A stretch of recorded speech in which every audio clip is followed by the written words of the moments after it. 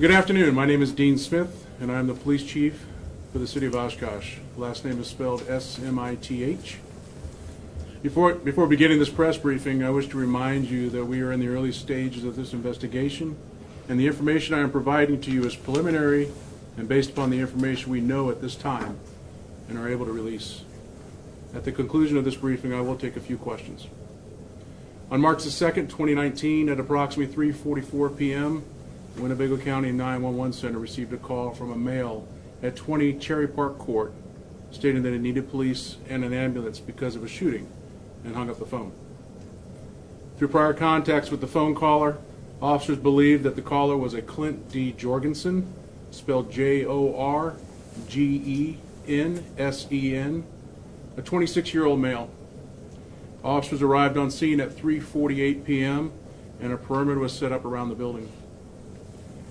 Officers attempted to call out the subject at the residence several times and got no response. The caller's cell phone was tracked in the local area, and officers checked the local establishment that the subject was known to frequent. Officers later received additional information that there may be a 9-month-old child in the residence, as well as the baby's mother, who was later identified as a Brooke M. Harris, Harris. First name spelled Brooke. Officers had a concern that this may turn into a hostage barricade situation.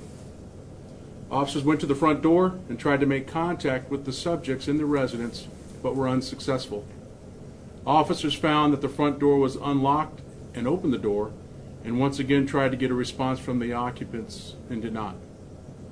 Officers then heard a baby crying and other noises coming from inside the residence, indicating that someone was in distress.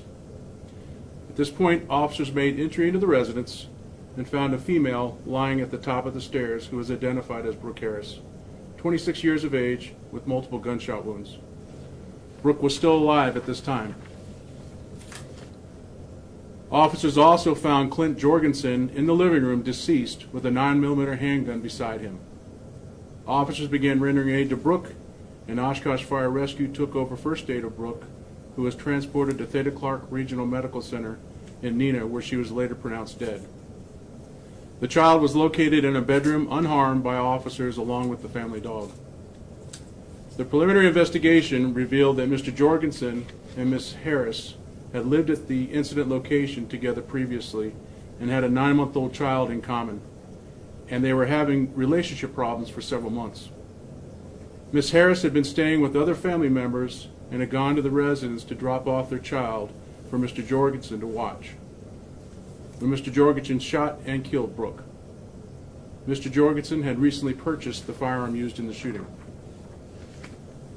The 9-month-old was placed in the custody of the paternal family members by Winnebago Department of Family Services. Once again, our investigation has determined that Brooke was shot and killed by Mr. Jorgensen, who then turned the gun on himself and died of a self-inflicted gunshot wound. Our sympathy and compassion go out to all the family and friends affected by this tragedy. We hope that at some point you can find peace in the face of your despair. So I'll take any questions you might have. So Chief, it sounds like a very unfortunate domestic situation involving these two parents. Yes. On that. Did you guys have any indication of that prior to showing up at this residence, that there may be a domestic in nature, and was any steps taken in regard to that? We had not had any previous domestic calls recently with the two. Any idea about that cell phone? Why, you said there's a cell phone that you traced to another location, because you said the call came in, obviously Mr. Jorgensen placed a call, but then you mentioned a cell phone call to another location. Can you say what that location was? We were able to ping the cell phone, which doesn't give us an accurate location, but we, based upon the information we had of Mr. Jorgensen, we thought he may be at another location. But that was turned out to be false. That was false, yes. Gotcha.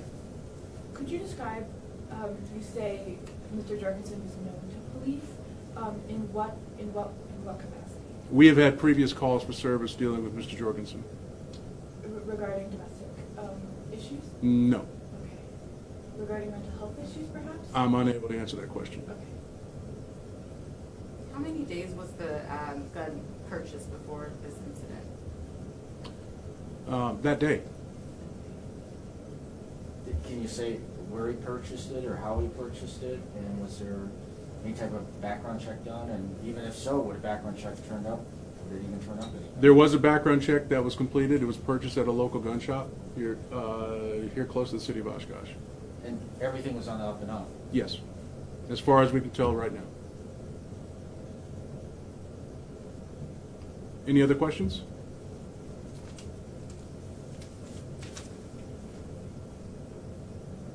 What can we learn from this? What can law enforcement learn from this incident?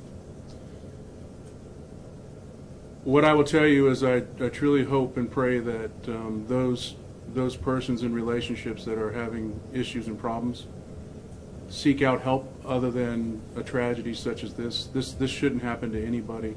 What I do know is that there's a 9-month-old without a mother and a father right now, and it's a tragedy that none of us should have to hope to ever live through. And I truly feel for each of these families for what they're about to go through, and most importantly for this 9-month-old that's going to grow up without parents.